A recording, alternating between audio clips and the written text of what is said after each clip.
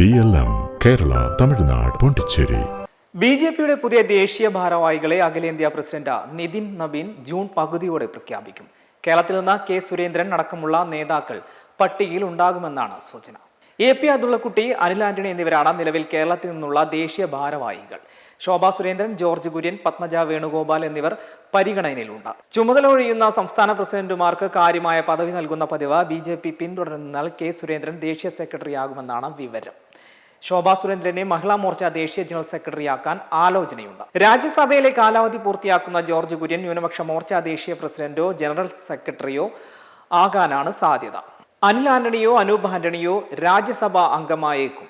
ഉടൻ നടക്കുന്ന കേന്ദ്ര മന്ത്രിസഭാ വികസനത്തിലും ജോർജ് കുര്യന് പകരം കേരളത്തിൽ നിന്ന് മന്ത്രി ഉണ്ടാകാൻ സാധ്യതയുണ്ട്. നിലവിൽ രാജ്യസഭാ അംഗമായ C സദാനന്ദൻ മന്ത്രിയാകുമെന്നും പറഞ്ഞു കേൾക്കുന്നുണ്ട്. ഇതിനൊപ്പം സംസ്ഥാന തലത്തിലും പുനഃസംഘടന നടക്കുമെന്ന് ഉറപ്പാണ്. മോശം പ്രകടനം കാഴ്ചവെച്ച ചില സംസ്ഥാന ഭാരവാഹികളെയും ജില്ലാ പ്രസിഡന്റുമാരെയും മാറ്റുന്നതിന് സംസ്ഥാന പ്രസിഡന്റ് രാജീവ് ചന്ദ്രശേഖർ ദേശീയ നേതൃത്വവുമായി ചർച്ച നടത്തിയതായാണ് വിവരം. Thiruvananthapuram north, Ernakulam city, Kottayam west, Kottayam east, Pathanamthitta, Palakkad east, Malappuram east, Kozhikode rural, Thrissur north, Thrissur city, Alappuzha north എന്നീ ജില്ലകളിലെ അധ്യക്ഷന്മാരെ നീക്കാനാണ് നേതൃത്വത്തിന്റെ തീരുമാനം.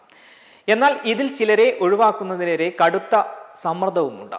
ഇരട്ട പദവികൾ പാടില്ല എന്ന നിബന്ധന BJP വെച്ചു പുലർത്തുന്നതുകൊണ്ട് തിരുവനന്തപുരം മേയർ VV രാജേഷിന് സംസ്ഥാന സെക്രട്ടറി സ്ഥാനം നഷ്ടമായേക്കും.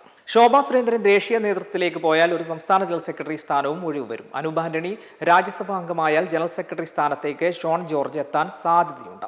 പുനഃസംഘടനാ ചർച്ച തുടങ്ങിയതോടെ പ്രവർത്തന മികവ് ബോധ്യപ്പെടുത്തുന്നതിനുള്ള കണക്കുകളുമായി ജില്ലാ നേതാക്കൾ സംസ്ഥാന നേതൃത്വത്തെ സമീപിക്കുന്നതായാണ് വിവരം.